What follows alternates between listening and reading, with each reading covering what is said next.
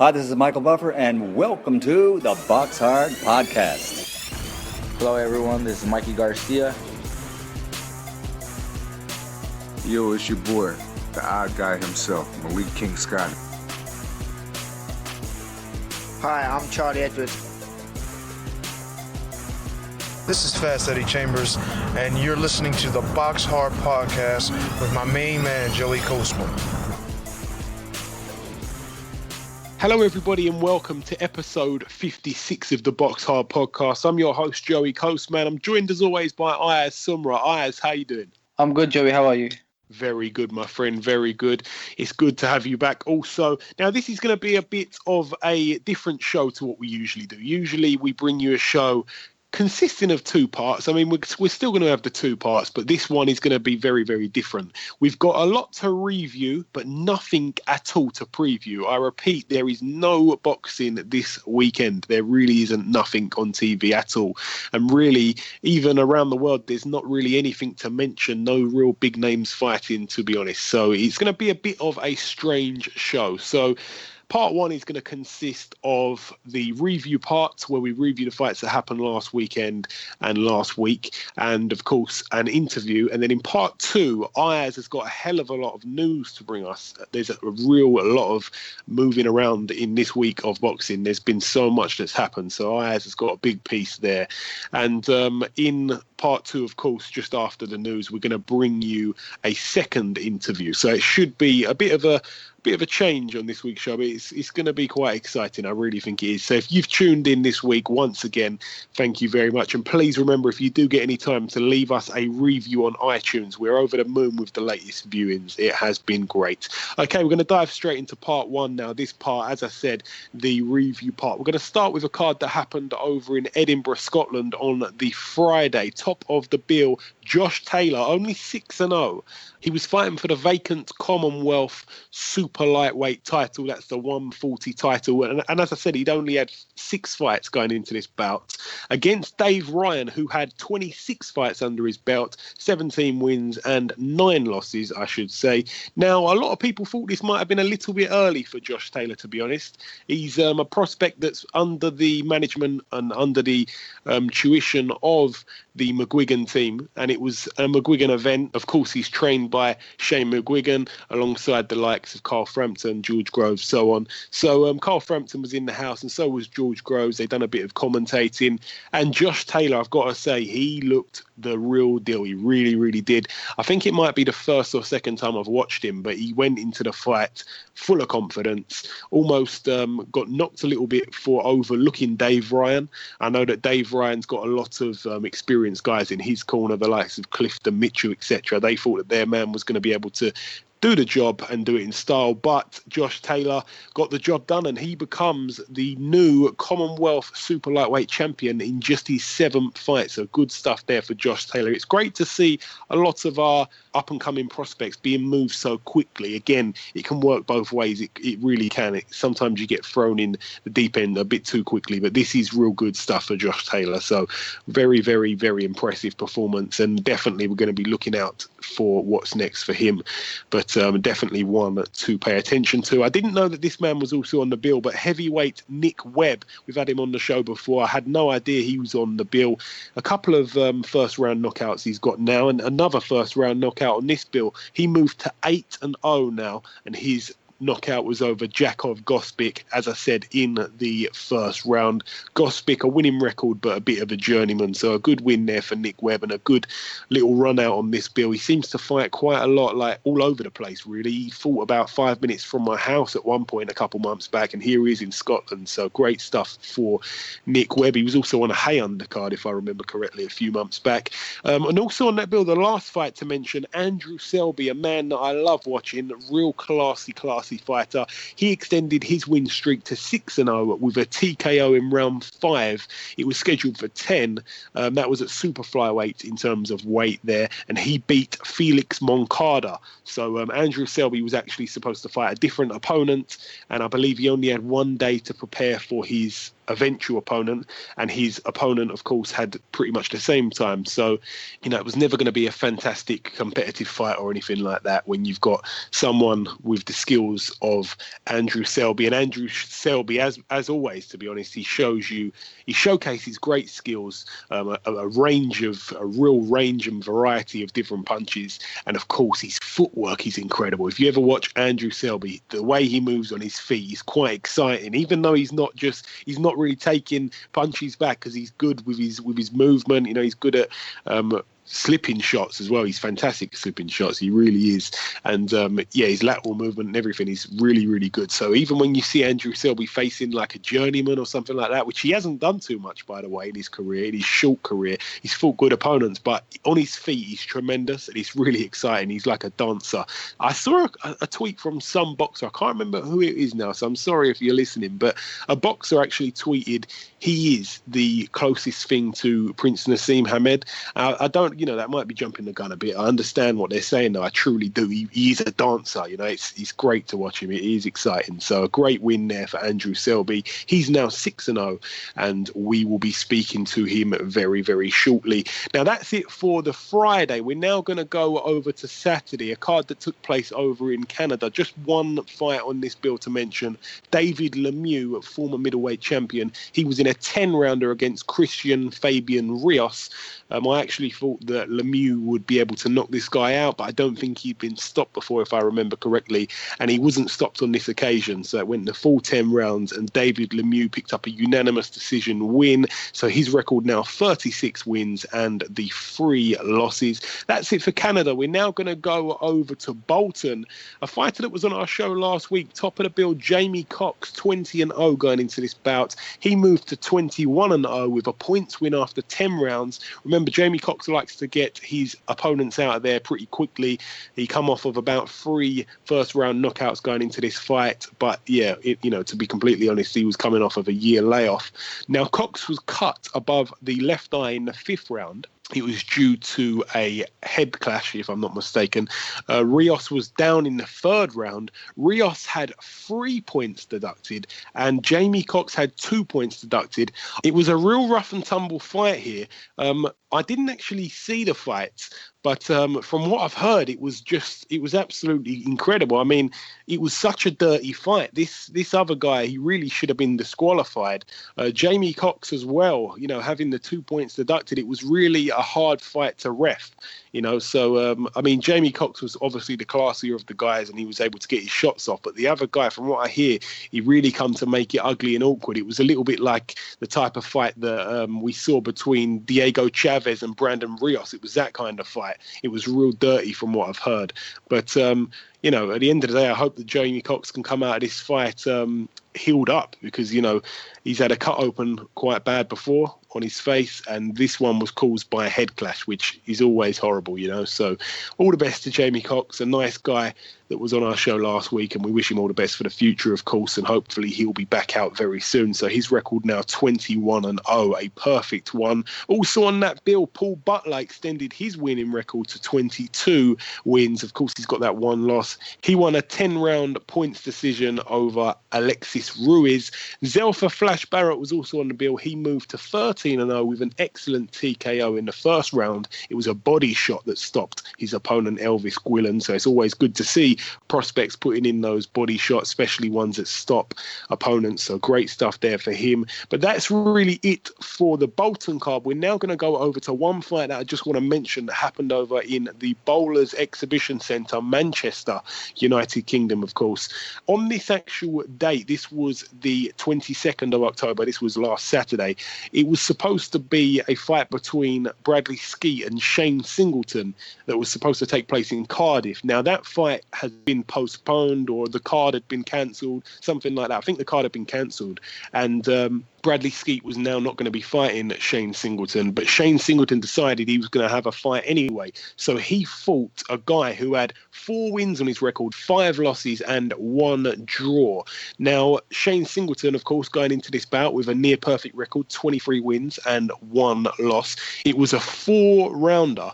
Now, Shane Singleton was down from a left hook in the 3rd round. Okay, so he got up and he managed to win, a couple of rounds as well. And it ended up being a draw after 4 rounds. So I know that, Bradley Skeet and a couple of his team have took to Twitter to sort of rub it in here. If a journeyman can draw with Shane Singleton, imagine what Bradley Skeet can do. Listen, I love Bradley Skeet, but, it was only a 4-rounder. It's very, very easy to trip up in a 4-rounder, especially against an opponent you don't know much about. Maybe if it went 6 or 8 rounds, we'd have seen Shane Singleton, win the rounds. He, like I say, the knockdown played a massive, massive part when it come down to the draw. So without the knockdown, he would have won that fight. So a bit unlucky there for Shane Singleton, and I'm not sure where he stands with that fight with Bradley Skeet. Is that now going to happen? Is it not? I'm really not sure. But hopefully we see that fight, because it was set to be pretty good until this happened. So bad stuff for Shane Singleton.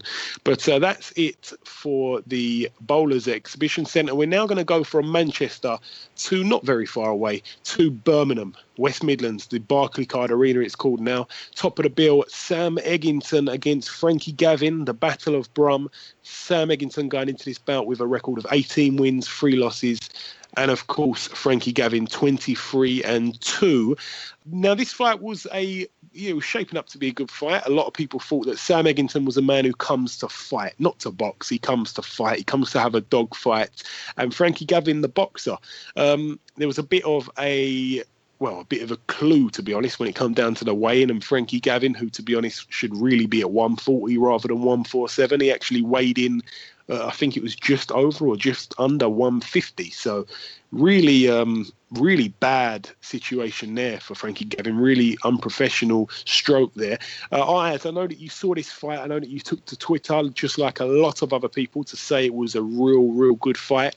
I just wanted to get your take on it. Of course, we'll talk about the result of the fight, but what did you make of the actual fight, rounds through to 1 and 8 before the stoppage came? I'll tell you what, between round 5 and to round 8 was the best run. 1 minute you got Sam Eggington pushing Frankie Gavin to the corner of the ring, and just taking it, like throwing the jabs and punches, 1-2 combinations to him. And then afterwards you see Frankie Gavin throwing that left hook to him. So it was like a back and forth. Eggington hitting him, Gavin hitting him, Eggington hitting him, Gavin hitting him.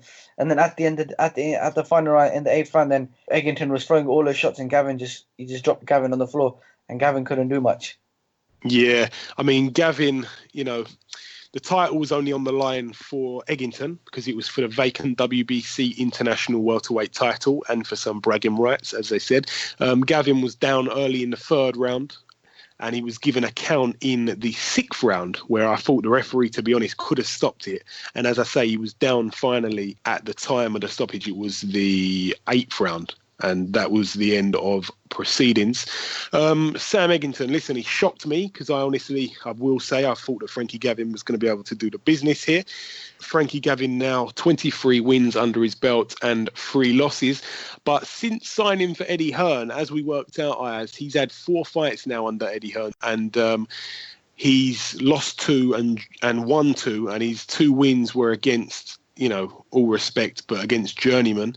He's lost against Kell Brook, which there's no shame in that whatsoever. Kell Brook's a phenomenal fighter, but he's lost here to Sam Eggington. And I'm not knocking Sam Eggington at all. He really does come to fight, and you can see the shape he was in. He trained really hard for this fight, and this meant everything to him.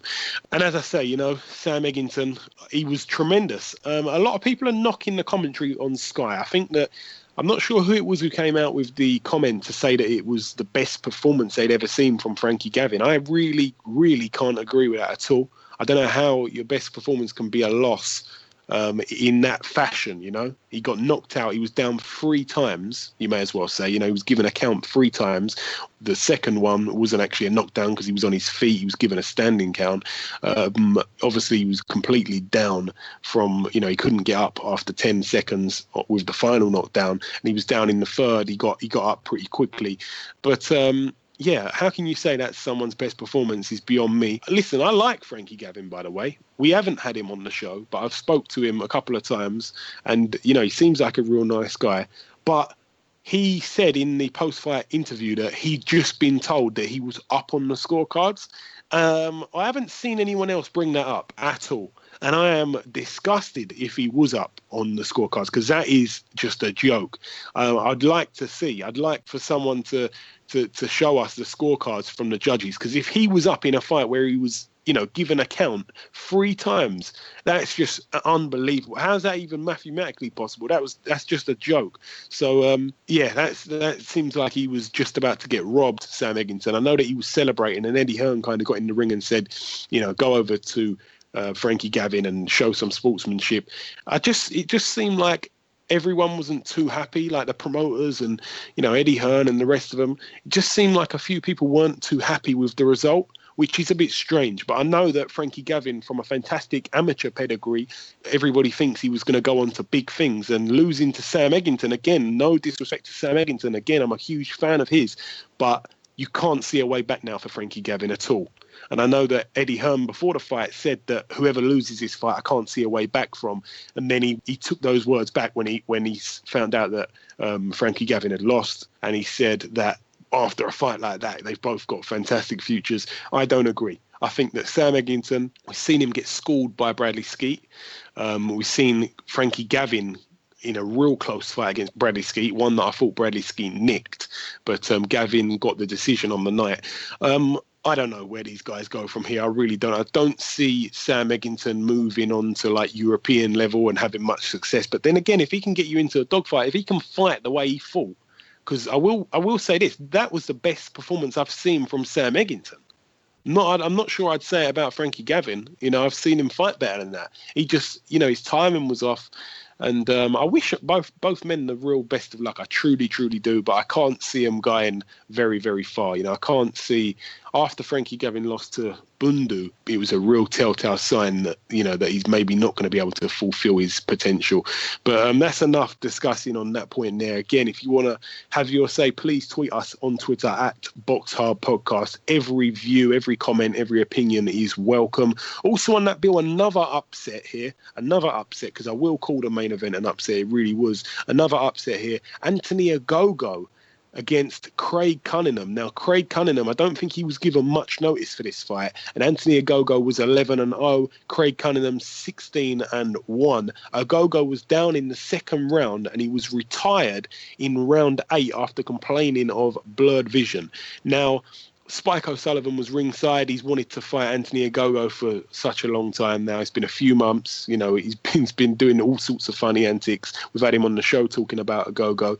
And I don't know if you saw Ayaz, but he actually threw his mankini into the ring at Ogogo when he was in his corner. It's not funny, to be honest, because, Ogogo, he ended up seriously picking up an injury, as I know that you're going to tell us in the news part. He actually has fractured his eye socket. But at the time, it really looked like it might have just been not his day, and he just kind of quit a little bit. And I think a lot of people did look at it like that. I'm not so sure people are going to still stick with that opinion because, he's fractured his eye socket. We know how dangerous that can be. But Craig Cunningham was just the better man every single round, I really will say it from start to finish. I think maybe from the second round onwards, he was just in charge, But is that because of the blurred vision? Is it truly genuine? We'll have to wait and see. Anthony Ogogo is a fighter that, I've been a big fan of for quite a while. I really like to back a lot of Brits. I know I say I'm a fan of almost everyone, but I just really like to get behind the Brits, most of them anyway. And Anthony Ogogo was, is very promising. But now, where does he go from here? He's going to have to really think about what he's going to do, because that loss there to Craig Cunningham, which, it's no shame at sort of British level, but it is, because Ogogo, he's really destined to be a world champion. He's talked about Spike O'Sullivan, Billy Joe Saunders, Chris Eubank Jr. He said he'd be ready for them.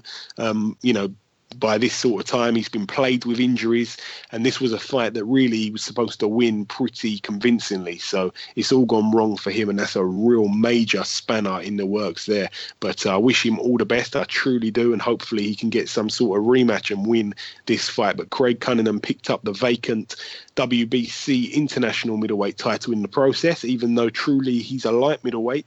So it wasn't even his comfortable, or most comfortable weight. So it's a real real embarrassing loss there for Anthony Ogogo. But as I say, I wish him all the best. Another fighter that was on our show last week was also on this card, Brian Rose. He picked up a points win over 8 rounds over Stilian Kostov. So Brian Rose now 29 wins, 4 losses and 1 draw. There was another upset on this bill. Andy Keats, former opponent of O'Hara Davies, he took on Jordan Cook, who was a prospect 9-0, and Andy Keats 11-4. And Andy Keats won this fight. So Keats actually was also counted in the 8th round after touching down. He touched a glove on the floor, but that was kind of settled because Cook had a point deducted in the 9th round for a low blow. So it was kind of taken away. So, they both had a point take. Well, I say they both, it would have been a 10-8 round for both rounds there. So Andy Keats would have scored a 10-8 when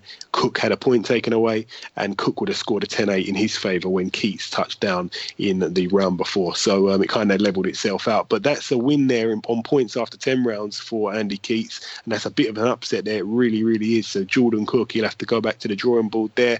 Cal Yafai was also on the bill. He moved to 20-0 with a KO in round 3.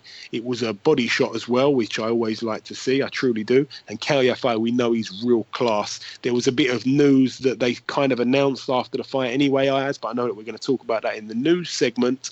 Also on the bill, Sean Davis moved to 11-0, and he picked up the WBC International Super Bantamweight title in the process. It was vacant at the time. And that really is it for the reviewing. That really is all the reviewing that we've got to do. As I said before, there is no preview part on this week's show. We're going to roll straight into the interview, the first interview right now. And after we come back from the interview into part 2, we will proceed with this week's news. So, of course, the last thing to do of part 1, just before we end it, is to welcome our first guest. Ladies and gentlemen, please welcome a man that I really do enjoy watching when he steps between the ropes. It's, of course, the British Flyweight champion, Mr. Andrew Selby. Andrew, welcome to the show. It's great to have you back on. Yeah, glad to be back on myself. Excellent. How are you doing? Stuff. Yeah, I'm all good, my friend. Yourself? Yeah, good. Just finished training now. Oh, excellent. In the gym quickly after the weekend. Now, the last time we spoke was way too long ago, to be honest. We spoke to you last in December on the Christmas special show with your brother and 2 heavyweights. I think one of them was Charles Martin, funny enough. So I'd like to open up with a basic question, really, Andrew. Are you happy with the way things have gone so far in your career? Yeah, definitely with the professionals. I won a British title with 5 fights. Just had my 6th fight now. And hopefully I'll be fighting. Well, I am definitely fighting on the 18th on George Groves and the card, and that's going to be a title which should be announced this week. Yeah, excellent. Yeah. Now, you've had a blast. You've won probably every round of every fight you've had so far. You've beaten a world title challenger and become the British Flyweight champion within 5 fights. You fought your 6th pro contest on Saturday, and this week marks 1 year since you turned pro this week, a bit later this week. I think Sunday of this week, it'll be a year since you turned pro. So you've ended up having 6 fights in your first year as a pro, which is very good. Are you happy being that busy? And yeah, like the amateurs, I was fighting all the time, and you could ask all my coaches at GB, the more I'm active, the better I perform. So as I mentioned, or as you mentioned, you fought on Saturday against a man called Felix Moncada. It was on Channel 5. I watched it, and I have to say, you look great. Your footwork especially was fantastic. I love watching your footwork, to be honest. How did it feel in there, Andrew, to get that win? Yeah, it was good. It was nice to get a bit of ring rest off, because I am for 5 months, because I was meant to have challengers for the British title, and like 3 guys pulled out. So, but in the gym sparring all the time, and as I was just getting warmed up in the fight, the referee stopped this. So hopefully, my next fight should be a very tough fight, and you'll get to see the best on me. The better the fighter, and then the better I am, I think. And I truly believe that, because you only had, was it like 1 or 2 days preparation for this guy? Because it was a last minute opponent change, wasn't it? Yeah, that was it. I was meant to fight someone who was 11-0, I think. Yeah, that's right, yeah. He hit his hand the last minute. Don't know if I was true or not, but they just checked someone in. They said he was fit and strong, so I said, yeah, okay, I needed to fight, but I come out with the win. Yeah, of course. Now, you've been pitted against Charlie Edwards pretty much since turning pro. Everyone keeps mentioning this whole thing. It's a fight that would be great, perhaps, down the line, maybe for a world title one day. Charlie just recently on the Brook vs. Golovkin undercard jumped the gun a little bit too quickly. He came up short in his bid to become the quickest Englishman in history to win a world title when he took on John Real Casimiro. Firstly, did you watch the fight, Andrew? And if so, what did you think of Charlie's performance and also of Casimiro's? I didn't watch it live, but I watched highlights of it. And Charlie, he had the speed to beat him. But the Casemiro, he was experienced. He was a banger. And I think his distance was perfect with Charlie. He would just slip the jab a bit, like Charlie would throw the jab or 1-2. You just step out and step back in with powerful shots. And I think Charlie knew he was a dangerous man, and he was a bit too scared to let him go just in case he got caught. And that's what happened. But do you give Charlie credit for taking that fight that early, though? Yeah, definitely. It's everyone's dream to win a world title. He believed he could beat Casemiro. If my trainer or my manager said you could fight Casemiro tomorrow, I'd say yeah myself. So excellent stuff. Obviously, it's early down the line, but you've got to jump to the opportunity. If someone offers you a world title fight, you take it. Yeah, of course. Now, we spoke to your brother Lee a few weeks back, right after the Frampton Santa Cruz fight. Is there any updates on him at all? I haven't really heard much. I know that he wanted to get out. I think it was in November a few months back, but nothing's obviously been penciled in. Yeah. Is there anything in the near future for him at all? I know he went to Japan to watch the two mandatories. Yeah. I'm not sure if the winner's from Mexico, or I'm not sure. But hopefully my brother will be fighting him, say, after Christmas, maybe January. It's not 100%, but that's what we're hoping. Okay, we'll listen out for that.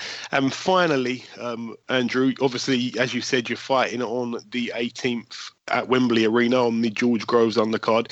I was going to ask you, will you definitely be on that card, which you said, yeah. So will that be a British title defence on that bill? Well, no one wants the British title at the moment, but we've got someone in mind. Someone called me out, but I can't say no names yet. Yeah. And we're just waiting for the confirmation if he wants it. If not, it'll be an international title. Okay, great stuff. And lastly, Andrew, I want to give you the opportunity to thank any sponsors or anyone at all that you may want to thank at all. Please do so. Yeah, obviously all of my sponsors. There's too many to name, but without their support, obviously I wouldn't be able to get to the gym and back every day. And obviously thank you to my trainers and managers and supporters.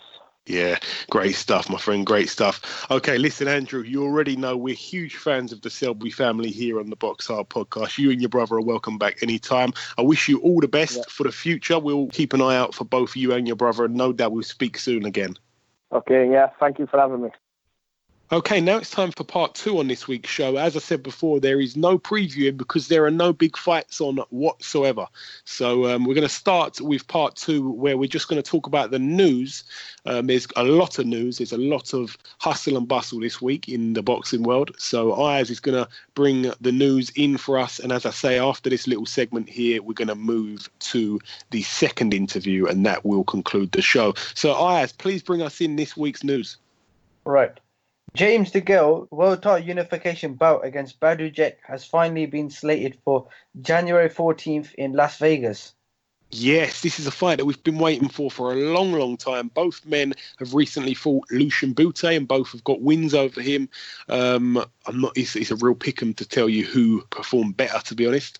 I think probably DeGale done a bit better in his fights than in his win over Bute than Badou Jack did. But styles make fights, as the oldest saying in boxing goes. And this is going to be a cracker. It really, really is. I cannot wait for this fight. It's great to see a unification. It's great to see James DeGale get this fight. He's been asking for it for a long, long, long time.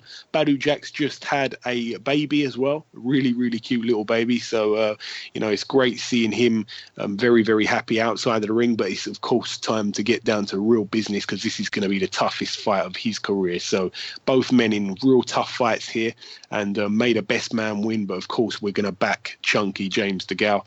Any other news for us, Ayaz? Hosea Burton's first British title defence against Frank Buglioni has been added to Anthony Joshua's IBF heavyweight title fight on December the 10th. Yes, Now, this was a fight that was supposed to happen. I think it was a couple of weeks back. I can't remember what bill it was on now off the top of my head, but it doesn't matter. Yeah, Frank Buglioni was on the show where he was talking about that fight against Hosea Burton. And Hosea Burton, another guy that I've been pumping up for quite a while now, saying he's, a great fighter and he's going to go on to really big things. So, it's a great fight. I was a bit worried that we were going to, that fight was just going to slip away and we weren't going to hear nothing about it anymore. But it's great to know that it's back on.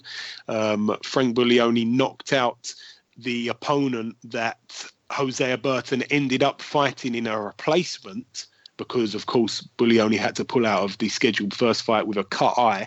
And, as I say, Frank Buglioni knocked out the replacement fighter that Hosea Burton pulled in, and he did it in 5 rounds. And, Frank Buglioni was like, right, let's see how you do.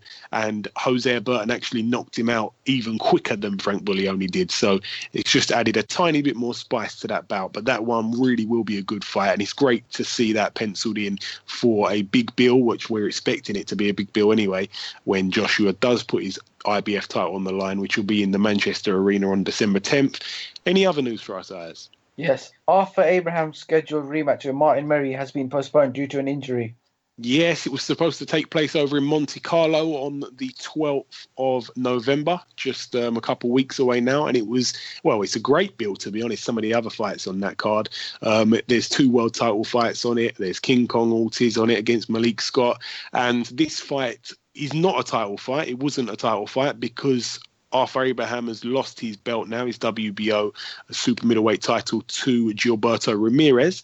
So, it took a bit of the edge off of it, because when we saw Martin Murray fight Arthur Abraham the first time, it was a good, close fight. It really was, over in Germany. This one's in Monte Carlo. But since then, it's took a bit of the edge off it, because since then, Arthur Abraham's lost his world title, and we've seen Martin Murray not look great against George Groves in a good fight, to be honest. It really was a good fight. But, I actually thought on fight week that Martin Murray might be able to pull it off, but he looked... he wasn't as good, and he ran out of steam even quicker than George Groves did. So that was quite surprising to me. But I mean, it's going to be a good fight. We're going to get behind Martin Murray, of course, but it is a tough ask because, Arthur Abraham, even though he's been around since Stonehenge, he really is a tough man. He really, really is. And when he's on form, he's very, very hard to beat. Ayaz, is there any more news for us?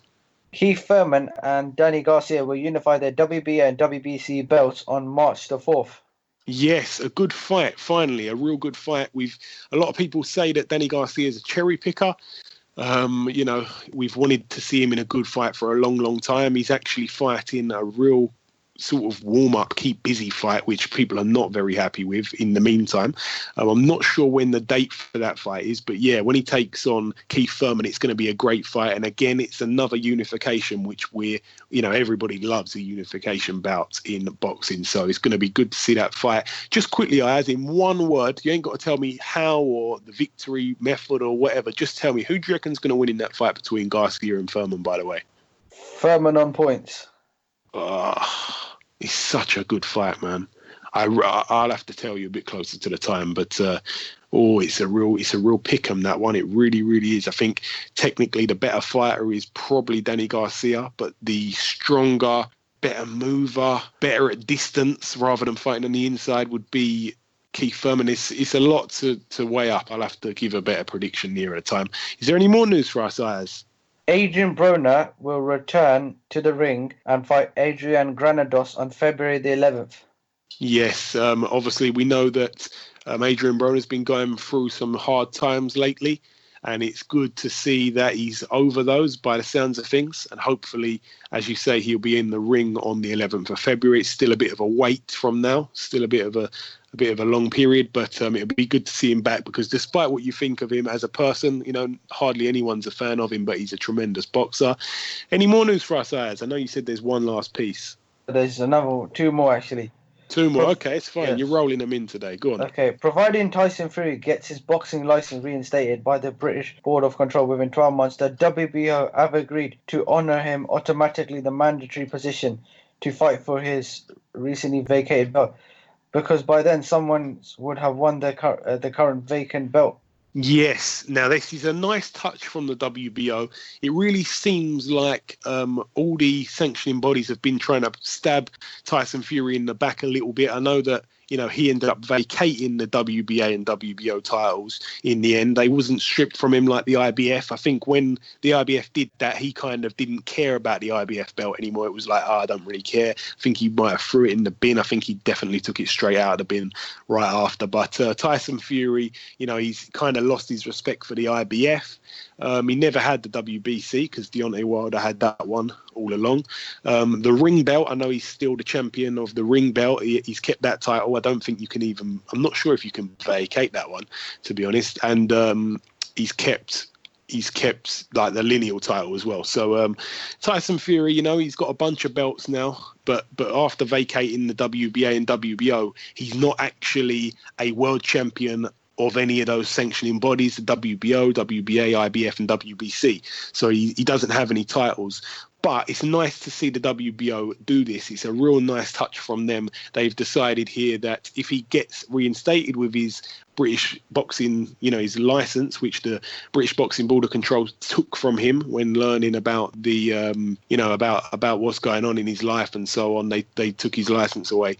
So if he is given his license back, he will be able to fight straight away. He'll get thrown straight into a mandatory position and he will get a shot at the new WBO champion. As I say, that belt has been vacated by Tyson Fury. So somebody will fight for it in the meantime.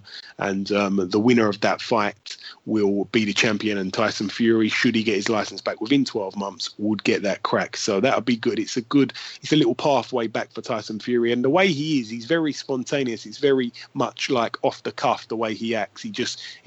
He sort of acts as he wants, as he feels at the time. And I think he will appreciate the WBO for doing that. I really do. I think that's a real nice touch from the WBO. The WBA, we know that the heavyweight landscape there's all a bit crazy with all these titles that they've got, regular titles, super titles and all that interim stuff.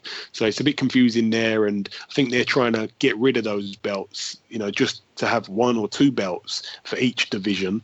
I don't think they can really do much on their end. The IBF, they've kind of backstabbed him. The WBC have nothing to do with Tyson Fury. He didn't have that title, as I said. And the WBO have kind of given him a little bit of a pathway to get quickly back up at the top, which is great stuff because, as I expressed on last week's show when I had a bit of a rant, all these fighters, all these heavyweights that haven't really put in the hard work that make them worthy enough to even be fighting for a world title, let alone to actually end up winning a world title, will become champion because they're all getting a shortcut, a very, very easy route to the top, with Tyson Fury doing all the hard work over in Germany, then vacating the titles. So it's very unfortunate stuff there, and I could talk all day about that situation. So all the best for Tyson Fury, and as I say, a nice touch there from the WBO. Great stuff.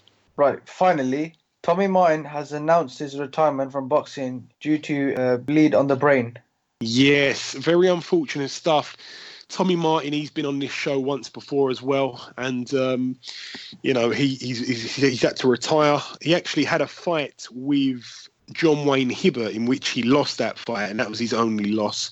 And since that fight, I think he's had loads of different brain scans and stuff like that. I think some of the early ones were showing no bleed on the brain, it was all okay, and then he seemed to get a lot of painful headaches, and he went back and then there was a bleed, and then I think it wasn't severe enough maybe to for him to be forced to retire.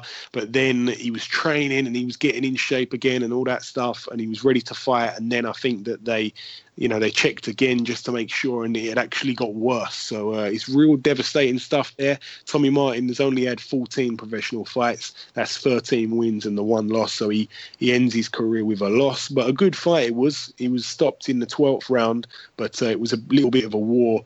He showed his grit, and in his own words, he actually said that, he's come on so much in the last couple of years, and he was never sort of able to fulfill his potential and show everybody what he could have have done, he never was able to sort of prove. So a lot of people will never know how good he would have ever been, and most importantly, he won't know himself because he was never able to showcase it on the big stage, you know. So I'm a little bit gutted for him. There's a video, I will just say, a video on YouTube by IF Film London, IFL TV. If you go and check that out, I usually don't plug people, by the way, so a little plug there for them. But if you check it out, it's the official statement. It's about a 17-minute long video. I watched it last night, and it's a little bit, you know, it's very heartfelt. You can see that when Tommy Martin's reading his statement to the camera, you can see he almost goes to sort of, you can kind of hear in his voice that he's battling to not burst out, you know, into emotion. So it's horrible stuff for him, you know. It really, really is. I know that in his personal life a few things have been going on, but you can go and see the full story there, and it's tragic for a young fighter for this to happen. He's now going to be in the part of the MGM gym setup, I think maybe over in Marbella. So he's going to still be involved in the sport, which is the most important thing for him. He doesn't have to go back to a 9 to 5, but it is, you know, it's horrible stuff. It really is, and I really feel for him because he was a real nice fella, and it's been kept secret for quite a while because he was frightened that they would make him, you know, take away his boxing license and he would have to retire. The British Boxing Board of Control would do that, but it's all got a bit too dangerous, so he's had to come clean about it. And I think maybe there was a few whispers from the grapevine sort of thing, and he's had to retire. So like I say, all the best to Tommy the Gun Martin. He was a pleasure watching. He was an exciting fighter, and when he fought with his head screwed on properly, he got the job done, and a lot of the time in style. So all the best to him, and we wish him the best for the future. Absolutely, from me and Ayaz here at the Boxhard podcast. Is that it for the news, Ayaz?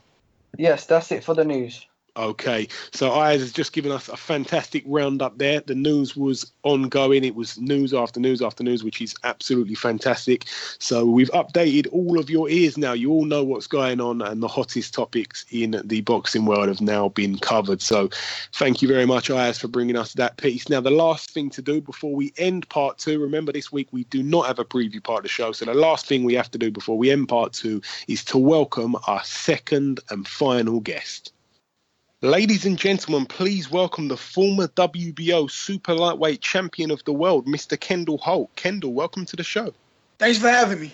Hey, it's my pleasure, my pleasure. Now, Kendall, I want to give our listeners a bit of a backstory. I've done this with a few fighters now where we've briefly gone over their careers. I usually start with their upbringing. I know that you had a really tough upbringing. Are you able to go into detail, just in a nutshell, about the things that the young Kendall Holt had to go through? Let's see. You said in a nutshell. So, all right. I was born in Patterson, New Jersey, real, not so fun place to grow up. I was taken away from my father. Before that, I was put in a foster home because my mother couldn't take care of me and my brother and my little sister. So we were put into foster care. And we were still in Patterson. A friend of the family saw us playing, and he talked to us and told my father where we were. He went and got us out of foster care. He went through the proper channels to get us out of foster care. Then we went to go live with him. We were subsequently taken away from him, and we were put back into the system. And then when I was about 4 or 5 years, and then went back to go live with my father. And do you have a relationship with either of your parents these days? Yep, I see my father almost every day. My mother, I'm in New Jersey. My mother moved down to Georgia a couple years ago, but right before you called, I was on the phone with her. So I talk to them both pretty frequently. Okay, great stuff. And Kendall, how did you actually get into boxing? My father got me into boxing, and I see him every day in the gym. And then, he's not my trainer, but after I get finished training with my trainer or in between, he'll say, "Oh, do this, do that." And I got to remind him, "You're not my trainer." And he'll say, "Boy, be quiet, do this, do that." So it's, it's tough being in the gym with him because he still wants me to do what he wants me to do, even though he's not my trainer. And what age did you start getting into boxing in the start? About 7. I got started in the basement of the house for a few months, and then my father took me to a local gym in Patterson. Okie dokie. So an early start there, like a lot of other guys. Yeah, real early. And just a quick little note on your amateur career. You boxed amateur, of course. You become a three-time New Jersey Golden Gloves champion. Do you remember your amateur record at all? Did you face any big names at all when you were in the amateurs? Yeah, the biggest name that came, well, I had faced a couple big amateurs, but the one noticeable name that stands out because of his he went professional and did pretty well was Demetrius Hopkins. And Demetrius Hopkins beat me in the National Golden Gloves and won the whole entire tournament and was given the Best Fighter Tournament award. Okay, now that's good, and we're going to get onto the whole story of your career a little bit, but you got your revenge a few years later, though. Oh, yes, I did. We'll get sweet onto it was. that. We'll get onto that. Now, you turned professional when you were 19 years old, and after 3 years as a pro, you compiled a record of 15-0 before losing your first fight, which was to Thomas Davis. Now, you were literally beating him from pillar to post for the whole round until he managed to drop you. You rose back up to your feet, only to be dropped again. He only had one loss on his record going into the fight, and that loss was against Louis Collazo. Now, Kendall, although you won every second of the round and it really came down to one good punch that changed the fight, did you learn anything valuable from that loss at all? Yep. What I learned is one punch can change the entire dynamic of a fight. And I was basically, you know what it was? The fight before that, maybe a month and a half or 2 months, I don't remember the date, but yeah, a couple months before that, actually, I made SportsCenter top 10 plays of the week during March Madness, which is, college basketball and is real big basketball time on SportsCenter, and I actually became #1 plays of the week. So going into the fight where I lost, I was on a real big high, and when I heard him, being on SportsCenter was a big deal for me. It's actually one of the things I wanted to accomplish as a professional fighter. And once I heard him, and that's all I could remember was, it's first round. I'm about to get another spectacular knockout, and I'm gonna be on SportsCenter again. Let's go. And then, I got hit with a punch I was not ready for. I was not expecting. I did not see coming. Yeah, we all know about those punches. Within 6 months of that loss, though, and as you say, you fought a couple months before that because you were very, very, very active, even when you were coming up, against much higher level opposition. So within 6 months of that loss, you bounced back with 2 wins, both by unanimous decision, both 6-rounders. Then you moved down to 140, which you probably should have been there a bit earlier than that, to be honest. And you take on the 1996 Olympian, eventual WBC lightweight world champion, David Diaz. Now, he had a record of 26-0 at the time. Could you walk us through that fight, Kendall? Yeah, sure. David Diaz was 1996 Olympian. He was rated #2 in the world by the WBO.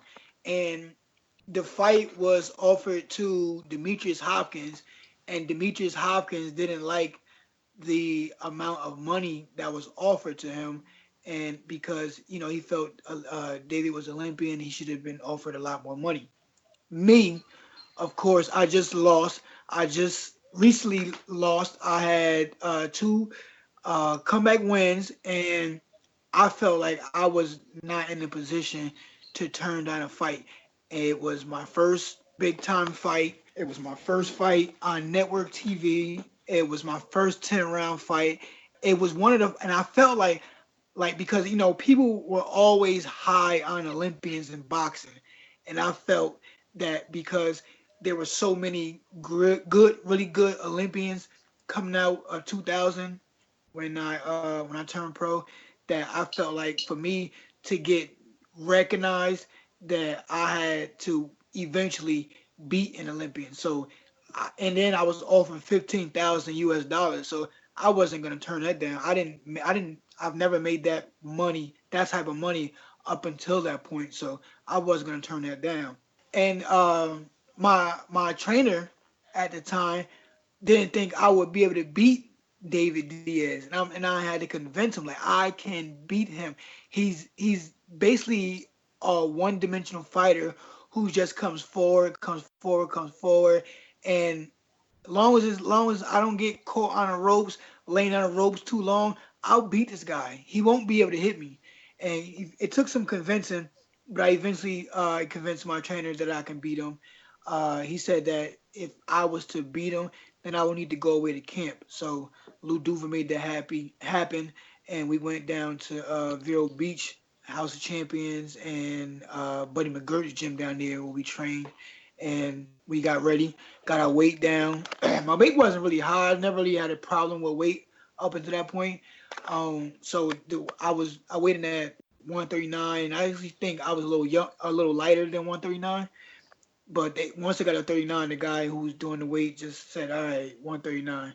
So the first round came, and he's coming at me exactly as I anticipated, and so I'm jabbing or whatever, and he gets me trapped against the corner, like I didn't want to be, but when he started throwing punches, I knew I had to punch in between his punches, and I punched in between his punches.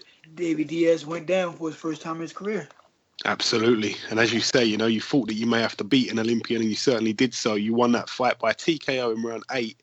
Now, as I said before, you were very, very active. Only 3 months later, you're back in there again, this time against former world title challenger and big puncher, Jamie Rangel. Now, You won this fight by a split decision. Do you want to tell us about that one?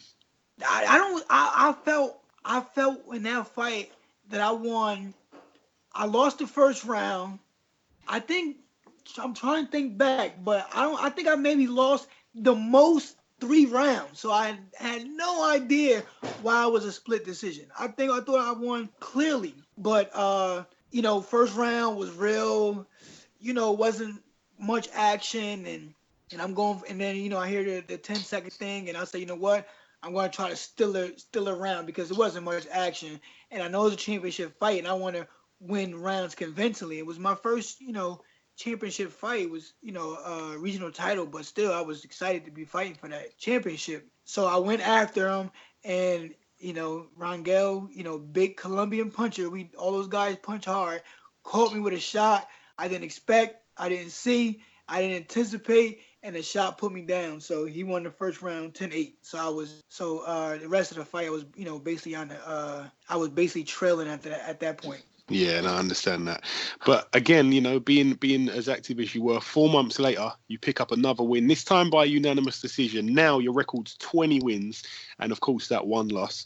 Then, you're out of the ring for 14 months at this point, which was, a long layoff at the time, before jumping back in there with Isaac Hlachweo, another eventual world champion. I look for your record. You fought so many people that went on to be world champions, which is crazy, and he was also undefeated at the time. His record was 25-0. A tough fight to come back to after a year and a year and a month layoff. But that fight wasn't as tough as what people thought it would be. You won pretty easily over 12 rounds, Kendall. What do you remember about that fight? I remember being offered that fight, and I talked to my trainer. My trainer's name is Terrific, and I said, I don't think I could beat this guy. I was looking at the fight where I've looked at a bunch of fights, but he was coming off the Nate Campbell win, and I'm looking, I'm thinking, I said, this guy he's a little taller, looks like he's a little taller than me, and his guy is really busy, and I hate busy fighters. Like, I'm fighting against busy fighters. I'm like, this guy is busy. He's gonna try to wear me down. And I told my trainer, I said, I don't know if I could beat this guy. And now my trainer had to be the one to convince me that I could win, because to him, he thought it would be an easy fight. And, if you watch the fight, I won the fight pretty convincingly, but I felt like coming off a layoff 15 months, I felt like it was a real, I felt like it was a real aggressive type fight. Like, I was moving a lot. We was throwing punches. I just felt like really tired afterwards. I felt like it was a real, I'm trying to think of the word. I can't remember thinking of the word, but I know it was I felt like, it was a real fight. Grueling. Yeah, that's a good one. And that's just the way I felt. But I was happy with the victory. Do you think that fight would have been easier for you if you were a little bit more active rather than coming off the layoff? You don't think the layoff did you any good at all, no? You know what? The thing is with that layoff, I wasn't fighting for 14 months, but I've that whole entire time. I don't even think I missed a whole week of training. So I was still in the gym. I was training. I was hitting the bag. I was having sparring sessions. I was running. Just when the fight came up, I just had to pick it up and be more consistent. But I didn't take any time off out the gym during that time. And that's a key factor in the whole thing, That is that's a key factor, of course. Now, you went on to fight after this fight. You went on to fight Mike Arnautis, another former world title challenger, another wide unanimous decision win.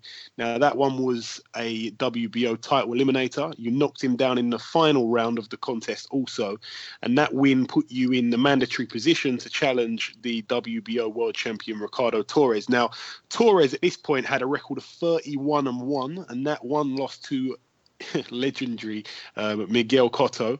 Now, you fought Torres over in his native of Colombia. Now, this fight had a seriously controversial conclusion.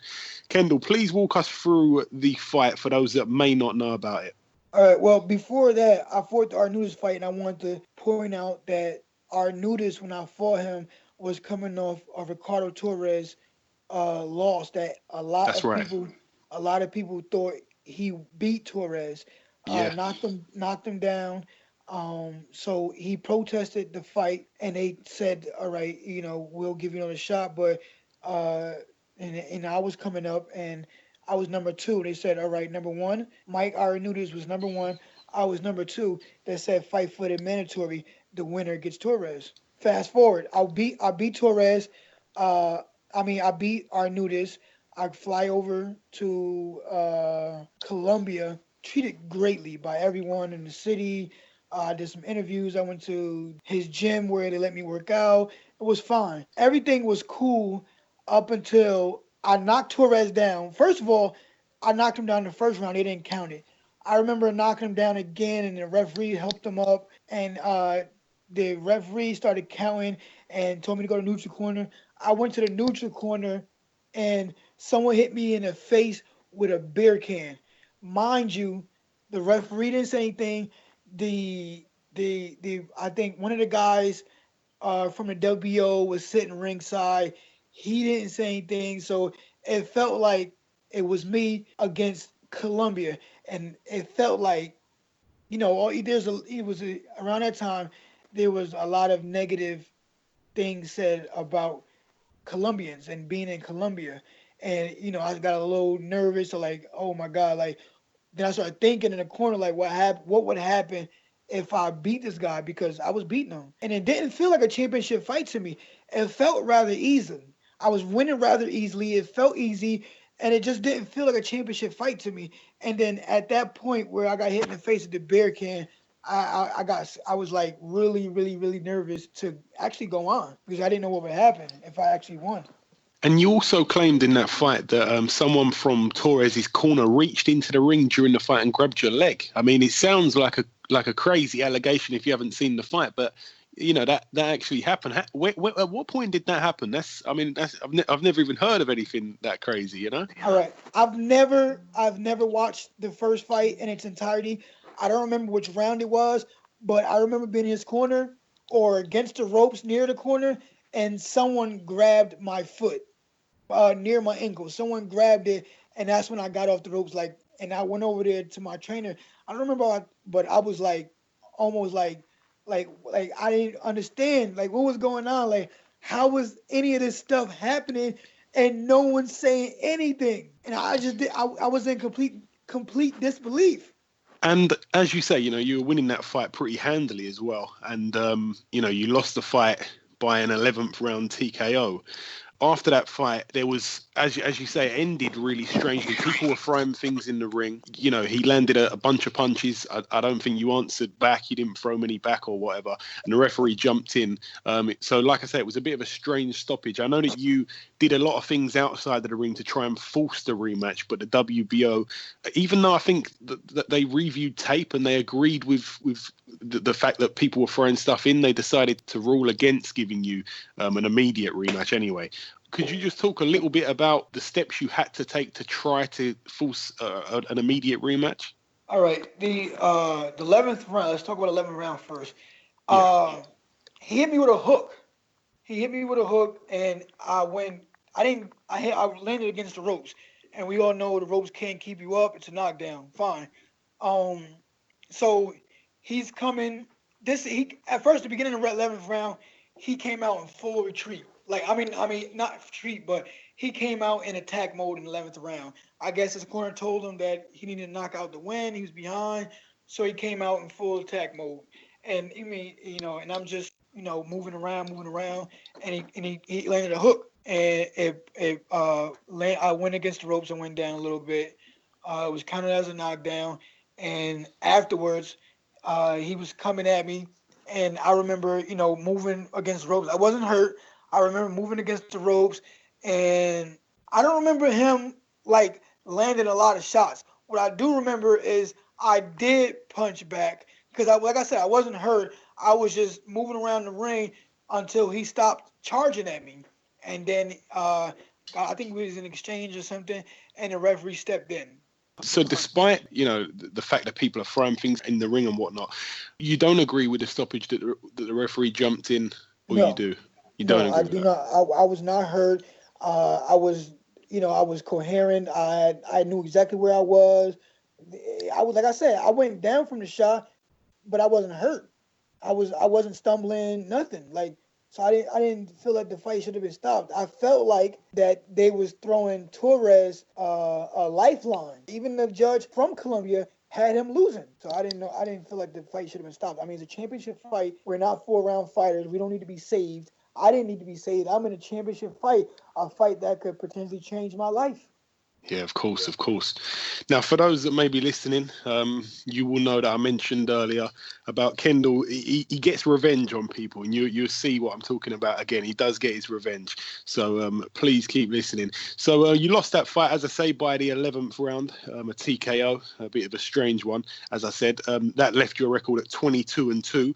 Now, after that fight, you took on yet another world title challenger, this time in the shape of Ben Taki. In a fight you win by majority decision, pretty handily on 2 judges' scorecards, but a draw on CJ Ross's, the infamous CJ Ross. So, surprise there.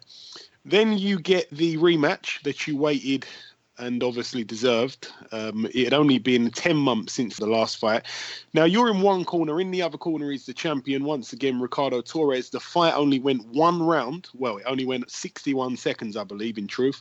And it was one of the most colossal first rounds you'll ever see in boxing. Any listeners that haven't seen this fight, please go on YouTube and take a look seriously. Kendall, you were knocked down in the 13th second of the bout. I rewatched this the other day. You got up only to be knocked down once again some seconds later. When you arise to your feet for the second time, Torres is throwing everything at you, trying to get you out of there. You're trapped in the corner, and you find a punch from the gods and knock him out cold, making you the WBO Super-Lightweight champion of the world. Kendall, any notes on that fight at all? And also, how good did it feel to become world champ, to go through a horrible upbringing to the top of the world, so to speak?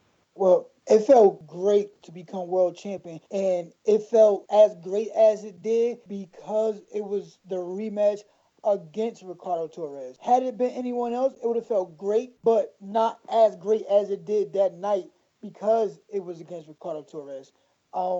First round, he came out charging. What I do want people to realize is that a lot of people say there was a headbutt. That's what knocked Torres out. No. I didn't see that at all. I did not see that at all. No. The right hand, which was fractured going into the fight because I fell off my motorcycle. It was fractured. Anybody who doesn't believe this can go get the medical records from the Las Vegas hospital. When they x-rayed my hand, it was telling me, you have some old fractures. Yeah, I already knew that. But anyone who talks about this said I headbutted him or whatever, let's look at the knockdown. When I got up the second time, he hit me with a left hook, a hard left hook that no one talks about. Illegally hit me when I got up off the canvas the second time. And that right there pissed me off. I was angry about that. And we know when I get angry, I get revenge because I don't back down. I lay backs down. And he came charging at me out of control because he thought I was hurt and he was about to finish the fight. And I had other plans. I thought to myself, it is too early to be going through this and I'm going to win this fight. And I bit down and I just exactly what we did in training. We threw the body shot and he stumbled back and I caught him with the right hand and ended the fight. And that was all she wrote. That's all she wrote. Now, there was supposed to be a third fight between yourself and Ricardo Torres, but a week before that fight was set to take place, Torres pulled out with an illness and you instead fought Demetrius Hopkins in what would be your one and only successful defense of the WBO world title. Now, as I said, he as you said, actually, he got one over you in the amateurs and this was your time for revenge. You won this fight via a split decision over 12 rounds. Any notes on that fight for the listeners, Kendall? Yeah. That fight was a rematch. Let me give you a little background on me and Demetrius Hopkins. We fought in amateurs. He beat me, and he won the National Golden Gloves. He beat me. We both got signed by Lou Duva. We had a fight, and we were in training camp in Texas. Me, him, James Kirkland, Curtis Meeks, who else? Omar Davila, who else? The late Oscar Diaz. He was there. So it was a bunch of 40-pounders, and we were arguing in the hotel room. And I was getting ready to leave out the hotel room to go get ready to wherever I was going. But the door was open. I'm tying my sneaker. I'm bending down, tying my sneaker. And he comes by, and I'm thinking he's going out the door, and he sucker punches me and then runs out the room screaming like as if I was trying to fight him first we tried wrestling around in the hotel room and broke a couple things, and then he ran into Lou Duva's room like I was attacking him. So this fight was great to have too. It was a great win for me because we had so much negative history. I really wanted to knock him out. The knockout didn't happen, but I felt as though I beat him unanimously. One judge saw it a different way, but still I came out on top. I retained my championship title.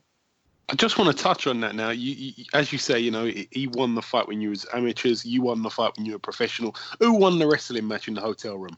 Yeah, I won that one too. So it's 2-1 for you, yeah? One too. Yep. And what's your relationship with Demetrius like now? Are you okay now or not? Yeah, I'm a Gemini, so I don't keep a grudge. We handled what we had to handle. It happened, and that was basically it. So and I've seen him a couple of times, and I think I was a few years ago. I was in Atlantic City, New Jersey, and he fought for the USBA title or one of those fights on the on some undercard, and we spoke. So we're good. Okay, fair enough. That's good. Now, as you say, you retained your title there. You successfully defended it. You then go on and attempt to unify the titles with the WBC world champion at the time, none other than Tim Bradley, still a top fighter today, to be honest. You knocked him down in rounds 1 and 12, so the first and last rounds, but ended up losing a unanimous decision. Now, I know that you wanted a rematch, but it never happened. Would you say that Tim Bradley was the best fighter you've been in with, Kendall? The best fighter? Yeah. I would have to say he's the best all-around fighter. He was in great shape. He hustled. He didn't have any quit in him. He didn't let the knockdown from round 1 deter his game plan. He put the pressure.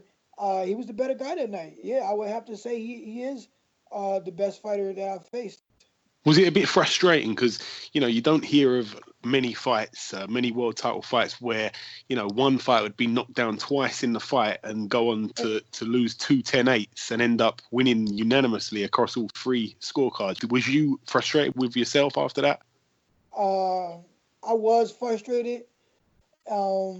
because I felt like after the knockdown, I should have attacked him, and I should have attacked him the second round too. Because after the knockdown, it was like we got into a clinch, and I wasn't able to land a punch, but I didn't display any urgency in that fight, and I think it was a lot to do with me making weight. And then after that fight, I was urged to move up to welterweight, but I just felt like at super lightweight, I was just a big guy, had a big punch, and I didn't understand what making weight and not rehydrating properly was doing to my body. So after that, I won a couple fights, I lost a couple fights, but it really is the difference in my career right now of not moving up when I was supposed to. I didn't listen.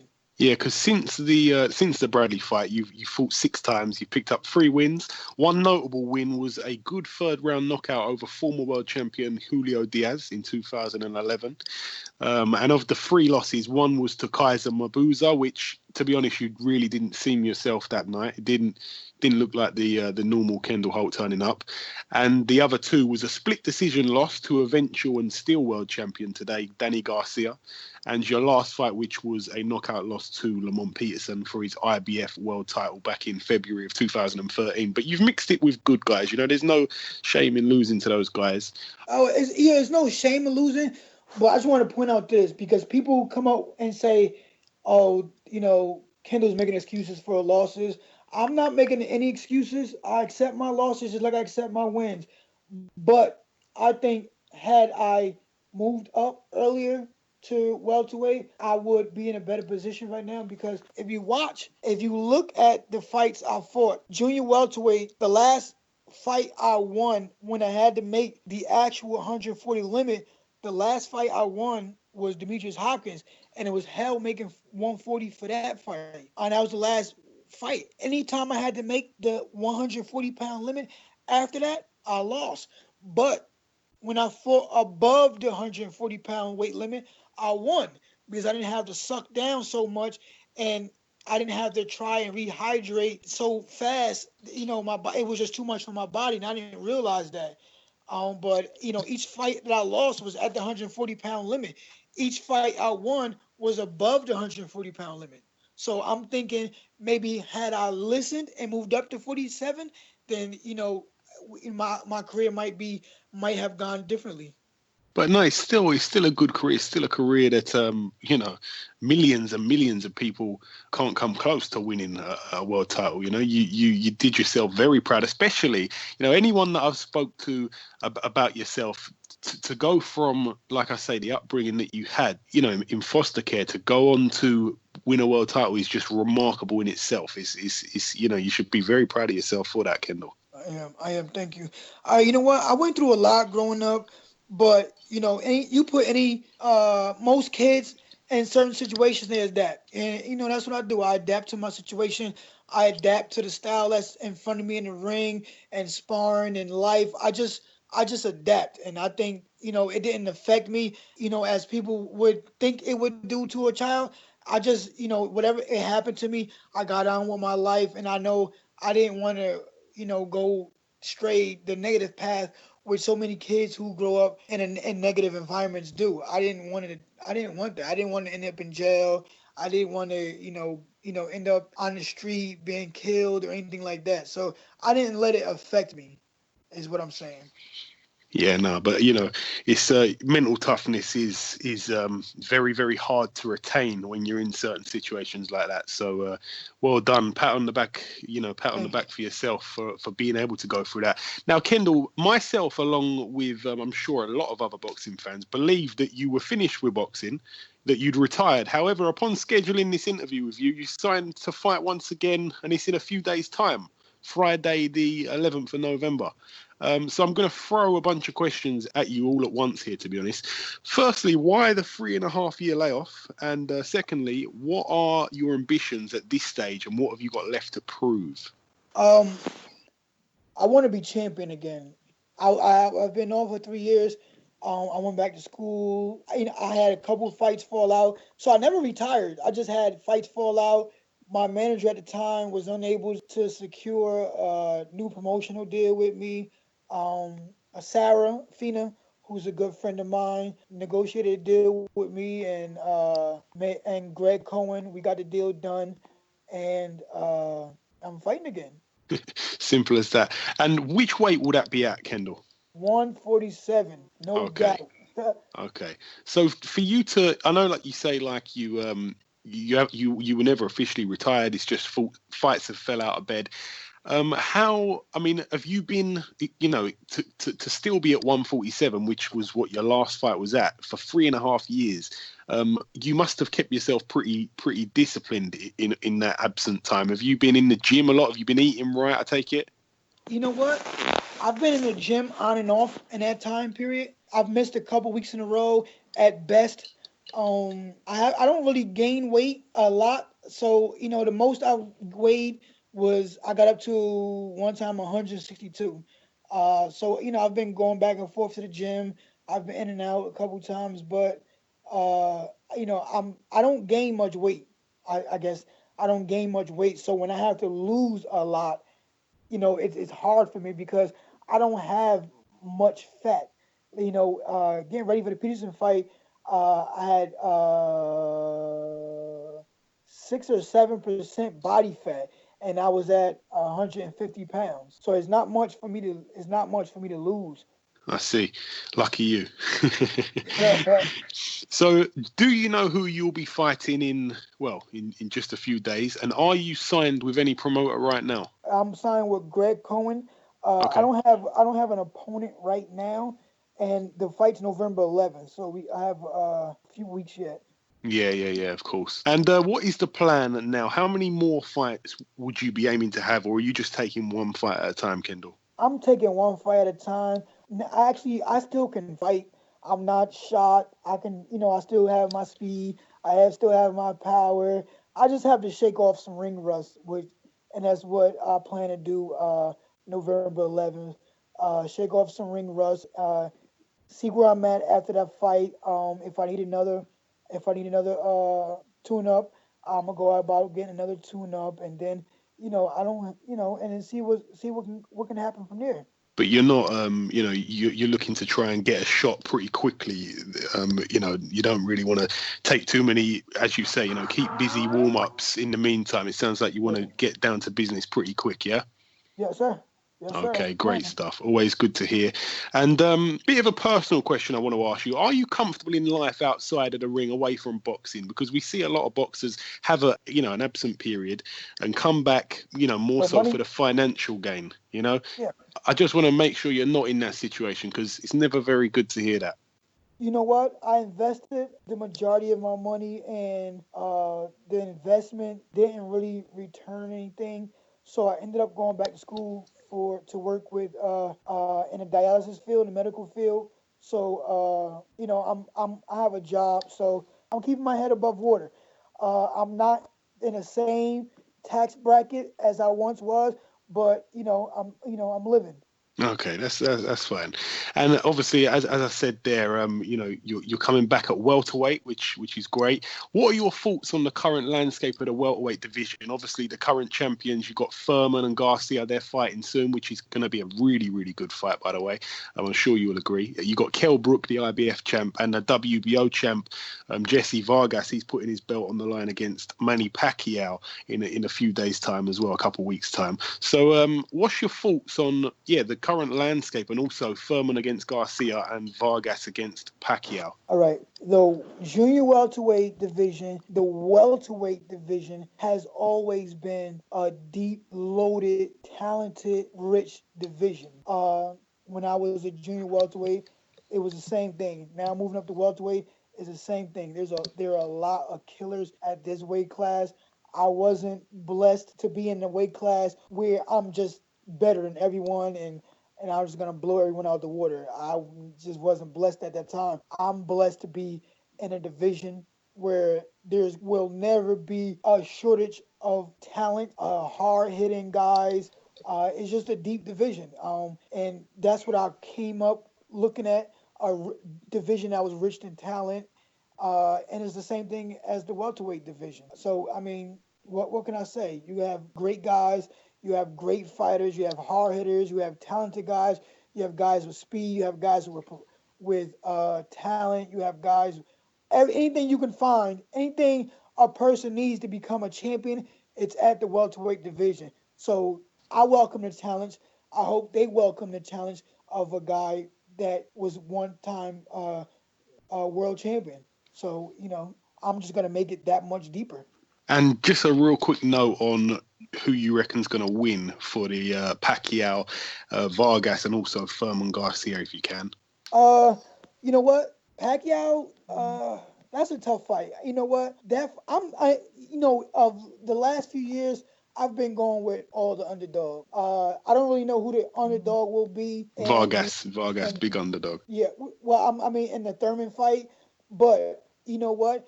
Everyone Garcia has faced, no one was really rooting with Garcia. Everyone said, "Oh no, he's gonna lose," and he's been making liars out of everyone. So it's kind of hard to root against Garcia, but then the confidence and the skill set and the arrogance of Thurman makes you want to root for him. So it's kind of a toss-up because both the guys are good. Both guys have hard punches. Both guys can box. Both guys can move. Both guys, I don't know. It's going to be hard. I don't know. It's going to be, I can't pick one yet. But with the Pacquiao fight, Vargas is the underdog. So it's hard to, I don't think Manny would pick a fight that he didn't see himself winning. So that's kind of hard too. But I guess I'm going to go with the older guy because now I'm the older guy. So I'm going to go with Pacquiao to beat the younger guy. And I don't have an answer for the Thurman and Garcia fight yet. No, neither do I, to be honest. It is a real pick on that fight. Kendall, just real quick as well. Out of the champions that are named at the moment, Thurman, Garcia, Brook and Vargas, providing somehow they all keep their belts, which is pretty much impossible. But next year, out of the champions at the moment, if you were to be able to get a shot next year at one of these guys, have you got anyone in particular that you prefer to fight out of the lot? And please don't say it, Kell Brook, otherwise I'm putting the phone down. No, definitely not Kell Brook. You know what? I would definitely want the rematch against Garcia. I think Garcia's a good champion. He's beaten everyone. A lot of people call him cherry pickers, but he's beaten everyone, people. You can't take anything away from that guy. I would love to go up against Thurman because he has so much confidence. He's not scared of anyone. He has so much confidence. He has a bit of an arrogance because he's so confident. So I would love to go up against him more than I would want to go against Garcia. But I would say Garcia because I've already lost to Garcia, and I would love to get that rematch with Garcia. Yeah, we know what happens in the revenge when Kendall Holt's involved. We all know it's a bit of a pattern. Now, before I let you go, Kendall, the last fight I really just wanted to get your opinion on, which is a fight I know you're definitely deeply interested in. Kovalev against Andre Ward, November the 19th, if I'm not mistaken. A real good fight is set up to be. How do you see that one playing out? I'm going with my boy Andre Ward, no doubt about it. I'm going with Andre Ward on a unanimous 12-round decision. Simple as that. Simple as that. Okay. Listen, Kendall, finally as well, so that any of the listeners can follow you on any social medias you may be on, please tell the listeners your Twitter/Instagram handles, anything that, Facebook, anything that they can follow your journey on. Yeah, I'm at Instagram and Twitter. It's Kendall Holt 456. Simple as that. Okay, excellent stuff. And Claude, I forgot to tell you, I'm actually close to signing my first fighter as a manager under my high status entertainment company. So I'm that's what I'm doing too. I'm venturing off into management, into boxing management. I forgot about that. Okay, no, that's good. I wish you all the best of luck in that. That's a challenging field, and it'd be great to see you involved, as in inside the ring and outside of the ring. You know, it's good stuff. Good stuff for you. Now, Kendall, like I say, I really appreciate you giving us a bit of time this week. I hope you've enjoyed it as much as I have. I wish you all the best of luck for the 11th of November. And like I say, it's been my pleasure. I wish you all the best. God bless you. You too. Thanks a lot. Okay, now it's time to conclude episode 56 of the Boxhard podcast. I've been your host, Joey Coastman. Ayaz Summer has lived up to his nickname as the Trevor McDonald of the boxing world with a stream of the latest news. I'd like to thank our two guests on this week's show, the super talented Andrew Selby, a short and sweet interview with him. And last but not least, we brought you another world champion, this time in the shape of Kendall Holt. An interview I truly enjoyed, and we've done quite a few of those extended but exclusive and highly detailed interviews now with a bunch of former world champions. It's always a pleasure. It always gives the show a special feel. Listen, the biggest thanks of all goes out to the listeners that tune in each and every show. I personally thank all of you. So whether you've listened to the show whilst driving, whilst laying down, whilst jogging around the park, or whilst sitting on a toilet, it has been my pleasure. Enjoy your weekends, people. Stay safe, and we'll see you next week.